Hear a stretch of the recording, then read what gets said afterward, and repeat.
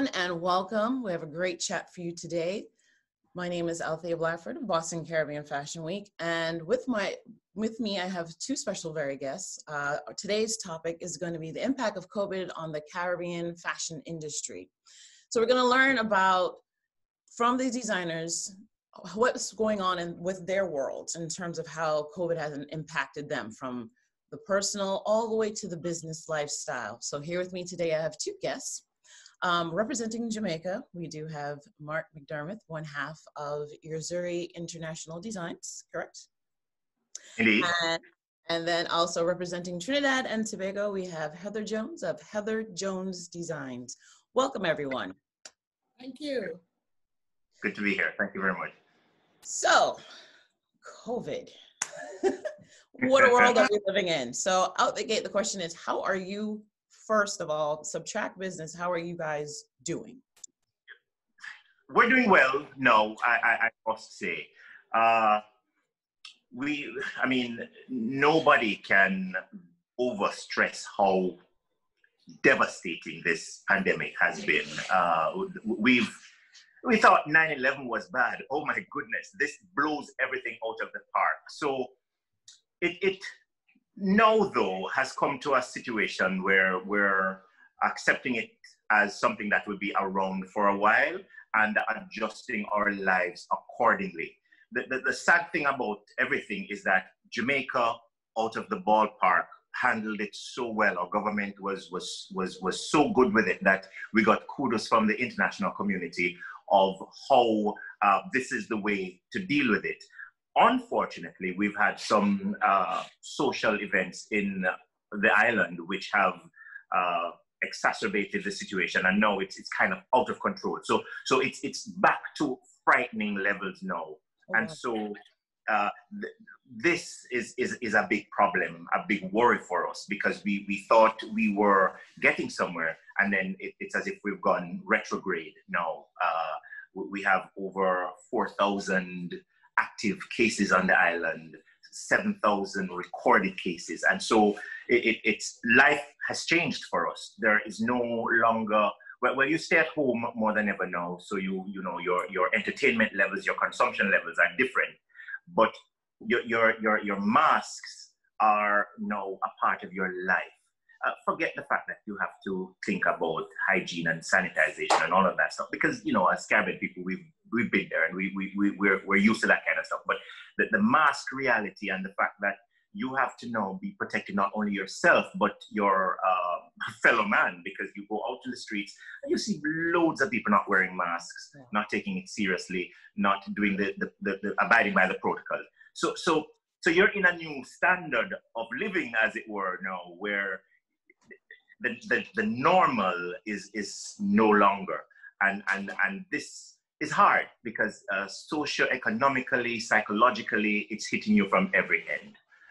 But I think as Caribbean people, again, we're resilient people, and we really know how to bounce back and to revive and be resilient. So we're taking it in strides, and I think apart from the people who are not really taking it seriously, we're pretty good in that sense that we'll be there to beat it one day. Okay. And Heather, what's the scene in Trinidad? Well, in Trinidad and Tobago, our borders are still closed. Mm-hmm. We can only gather 5 persons at a time, so social life is out the door. Bars are closed, everything is closed up. We are working. Most people work from home, and the climate is very, very slow. By 9 o'clock in the night, it's like a sleepy tongue. Wow. Yes. So business is very, very dead. Everything is business. Business now is about making face masks, and it is very, very hard. It has hit us economically, creative in our creative aspects of our work, in our social life, everything. This, as my dear friends just said, it has hit us worse than 9/11. And we thought that was bad. Yeah, that was the thing. Yes. During Yes, this because time frame, 9/11, I lost several of my international markets after 9/11, but now everything, because I manufacture out of, when I have huge orders, I manufacture out of China. Now even getting goods to come from just as close as the US to Trinidad it's hard. Everything is difficult now. Everything is longer. It's a longer timing, but that's the climate of it here now. Nobody's coming into the business. A lot of cancellations on graduation, weddings.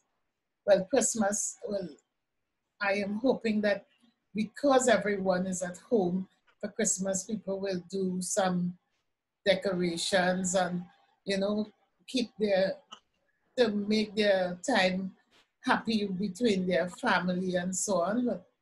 But that's the nature of business here now. wow. And you did a nice segue in terms of how is your business doing now that once, I guess you could say globally. I know for us it was in March, so I'm not too sure what month in terms of you guys may have had your lockdowns, but my business, our lockdown started from the 23rd of March. Okay. And March was since then, it has been a lockdown. We only sold face masks. Well, now stores are open back up, so we can still get to the store. But there was a time when nowhere was open to get anything. So, but now stores are open. So it has a little movement, but nothing much. It's all about, you make a few face masks, you make a couple hundred face masks for a company here, a company there, but that still is not insufficient to support our business. Right. And then for you, Mark, how is it since when Jamaica went into lockdown? How has that impacted your actual business for your day-to-day and We went into lockdown in March too, latter part of March, but we reopened the border in June. And, you know, tourism is big business in Jamaica. We attract close to 4 million visitors each year and billions of dollars. And so it was felt that Jamaica is not the kind of country, we're heavily dependent on tourism. And so for us to close the borders and the economy, it wasn't a sustainable move for the economic reality of most Jamaicans. And so the border was reopened primarily because of tourism. There's still no debate whether that was a smart move or not, because we have more COVID cases in the island, and the tourist movement is still not as strong. It's growing, but still not as strong.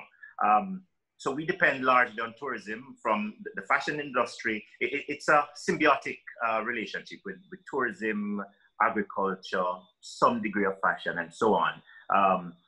There are a lot of resort brands, a lot of swimwear brands, and a lot of just general brands that serve that market. And so that went like nobody's business. We are not in lockdown. The economy is pretty open. Businesses are open. It's open, but it's people have lost jobs. And so where is the money that, you know, allows for the spend, for the trickle-down effect? Not there. For us, we largely bought raw materials in the US. And our business was largely corporate events, a little bit of bridal here and there.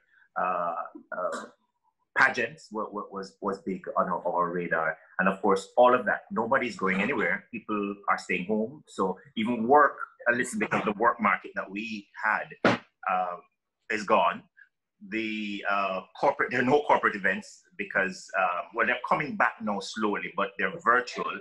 And people, again, because of the economic reality, aren't forking out funds to spend on things like clothing.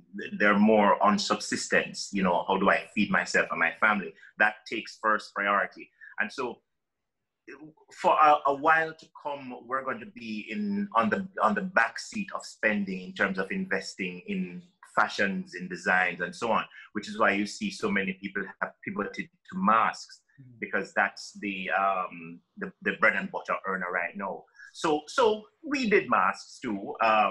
We did a take on masks, but we were never in the mass market production. So we've never thought that we would have done masks at mass production, because that's how you have to do it to really make a profit from it. But we've done them in the sense that our clients wanted them, the very few that were actually doing things. And we actually did some for the tourism ministry. So that's good. But now you have to be looking at different sources now, and different ways and creative ways of earning. And you have to be also cognizant of the fact that there is little money now.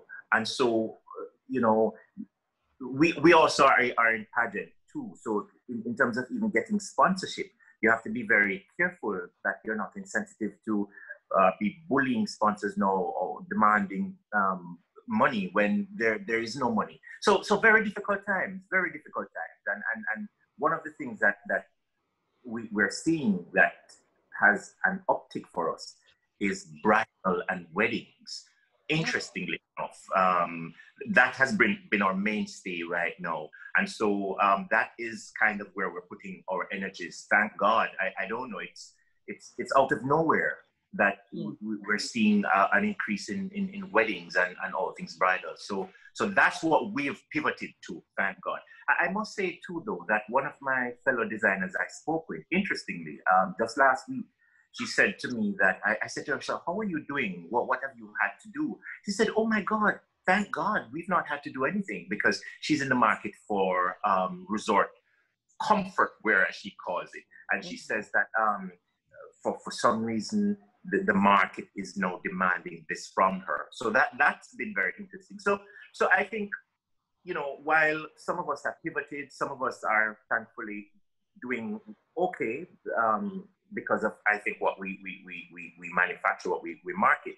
I think by and large, a lot of us here in Jamaica and in the Caribbean are having it really, really hard, because the reality is that this pandemic has affected every strata, every aspect of life, and everyone. So that's the reality. You never realize how globally you're connected until something like this happens. Because you're mentioning that you're outsourcing out of, or getting your resources out of the US. Heather, you're mentioning you're getting your resources out of China. And how is that now in terms of trying to gain these or get the resources? Have you lost connections? Like, are those businesses that you've worked with in the past, are they still going? Are they okay? Or do you have the relationships, or are you now looking for new manufacturers and new resources to maintain your business?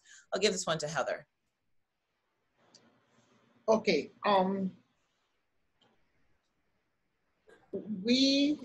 My staff has reduced. My staff had to go home. Mm-hmm. Right now, yes, we are always looking for new manufacturers and so on. We have not lost our manufacturer, but we have nothing to give to him to manufacture. So, because there's nothing happening. But in terms of going forward with our business, we have to start to look at visual design, technology. The game of technology is changing. We have to lean strongly on technology to sell,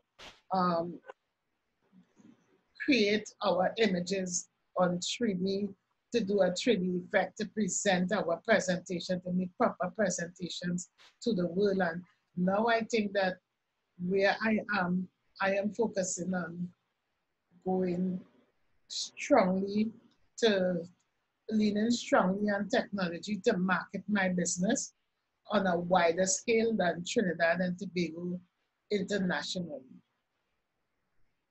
So were you, for your audience and your clientele, it was okay that you were within Trinidad and the Caribbean regions? Yes, it's okay. It's So okay, now but you have to expand out. yes, I have, before COVID, I had already expanded out into London, Paris, Japan, New York. I have already expanded a lot of the international into a lot of the international markets. But now as it is, nothing is happening anywhere. So we still have, I don't want to roll over and die. I refuse to roll over and die.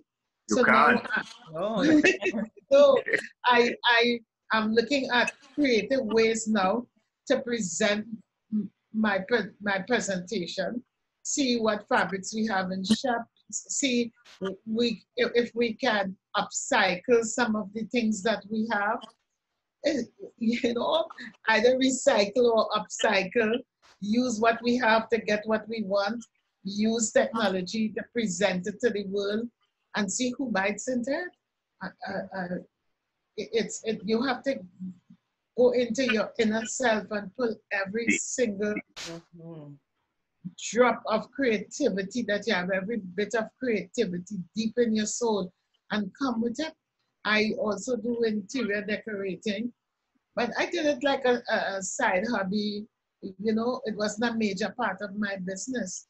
Now I am trying to push, I am beginning to push that part of it stronger, and also to see, well, Christmas, if we will decorate homes or do whatever, because you have your creative energy.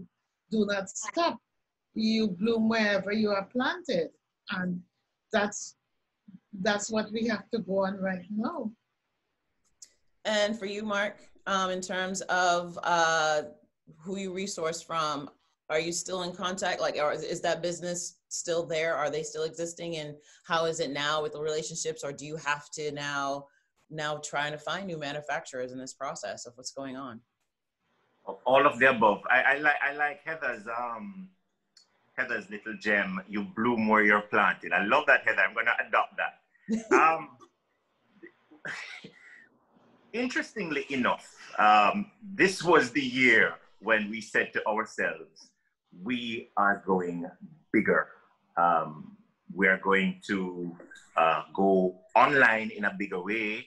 We are going to extend our base in terms of the physical structure, put in more machinery, and one of the big things was a trip to China, believe it or not, because we were going to source raw materials, because we source raw materials here in Jamaica and largely in New York. But one of the things, if you want a competitive edge on island, you have to differentiate your product. And so you can't necessarily have a product whereby, you know, all your competitors have the access to that. So hence New York. But then we realized that a lot of people were also doing New York. So we wanted to move on and actually go to China, because some of our sources in New York do get their outlays from China, India, and so on. So we thought, hey, let's do China first, and then let's look at India and some of the other, and Southeast Asia later on. Bam, COVID. So that had to be shelved. So what we usually do, we would make trips to New York every quarter, and then we would gather raw materials and all of that stuff, and then would supplement stuff here in Jamaica. The last trip we made in New York was January, and you know, we were thinking that we would go back again in March and so on, but we couldn't. So what we had procured in January definitely was not available to do new things for this current period that we're in. I'll give you a story. One of the weddings that we recently had was a bride, a celebrity bride apparently, who came with us and she had a 2-week lay. She wanted the wedding in 2 weeks. So the fabrics she wanted was not available in Jamaica. So we had to go to our New York contact. And we had it shipped. the shipper shipped it by regular mail. So of course, we just got a call. This was a month ago. We just got a call that from the post office that the fabric just got here yesterday. And we had like in less than 2 weeks, when we couldn't find the fabric in Jamaica, and we contacted our source market in New York. We had a week to do the wedding. So the fabric had to be here in a day. And when he sent the fabric by regular mail, that was going to take 5 weeks. So we called him back and we said, so you FedEx the fabric and so on. He's like, FedEx? I sent it by mail. We were like, you're crazy. How could you send it by mail? So we had to purchase the fabric and the notions and everything again. So we did it twice. And then we had to pay the overnight shipping from New York to Jamaica, which was hundreds of dollars. So that right there shows you that the inconvenience of it all and the expense of it all, which is what is the order of the day with doing business in the face of COVID. But we're definitely seeking to do a trip to China and some of the exotic locations to secure the fabrics. But our source markets are still intact in New York. It's just that we, as you asked, are going to look for more diversified sources because with that, your competitive edge increases. And as Heather says, you have to be creative now. The order of the day is creativity. And the good thing about that is that it's making us, I think, better designers, because we're not, this thing about thinking outside the box, we dash where the box, as we say in Jamaica. No box exists. So we're thinking from all angles now, from a survival, from a creative, from your clients, everything. And so I think at the end of it all, COVID is really, if we can survive it, which we will, because we have to bloom where we're planted, that's we quote of will the day. be stronger and we will be better for it all. So I'm confident of that. Yes, so we have now come to a lovely end, but I want to have any final thoughts from you guys in terms of what's going to be going on. I know it's hard to predict the future because we're just going day to day and trying to make it through, but do you have any advice for designers that are in this process right now and just are like, I don't know what to do? Is there like a small little gem of hope that you can give them just to give them that push of like, you know what? I'm struggling too, but I'm making it a way. Is there something you could just drop a little nugget on them? And we'll give it to you, Heather, first, because you gave us a great quote of the day. So you're dropping gems left and right. Well, to the young designers, to designers with not as much experience as Mark and myself, I will say to them, believe in yourself. Believe in what you do. It is hard. I am repeating myself. Please don't go and work KFC. Stay in your studio and continue to create, because it is going to be a slow and long process. We are, most of us is actually on the bread line. It's that bad. All our resources are eaten up. And we have to go with just what we have, scrums. Take your scrums and make it beautiful. Use what you have to get what you want. And don't give up on your dream. Continue investing in your creative self. You don't need money to do that. You don't need anyone to do that. All you need is a beautiful head, a beautiful mind, and a strong purpose. Thank you, Heather. And then Mark? Here. I think the government through the Jamaica, JBDC, Jamaica Business Development Corporation, has some grants and loans out for the SMEs, which is really good. But I think largely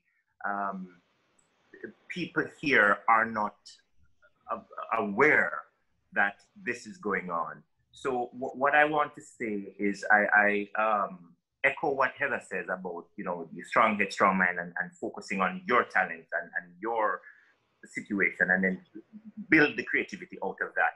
And don't try to be a Heather or a Mark, or use your God-given talents and your own creative gifts and forge your niche. Don't go thinking that I want to supply Saks Fifth Avenue with 1,000 dresses. No. Find your niche and cater to it and be the best in your niche. Well, one of the good things that the pandemic has also paved for us is the use of technology and social media. And social, anybody can be a star on social media. So right there you have a marketing platform to get your goods out. But as Heather says, again, focus on giving quality, focus on making it unique, and focus on bringing your true inner spirit of design that makes it individual. So that you're not a copycat, but you're an individual, original brand.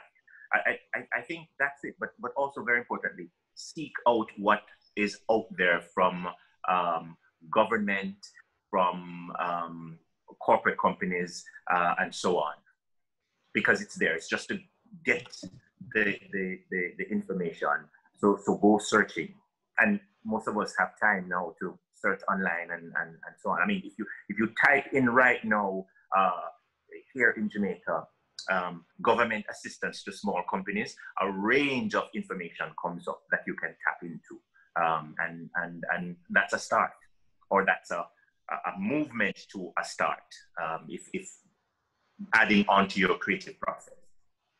Wonderful. So great gems. It's been a pleasure speaking to you both today.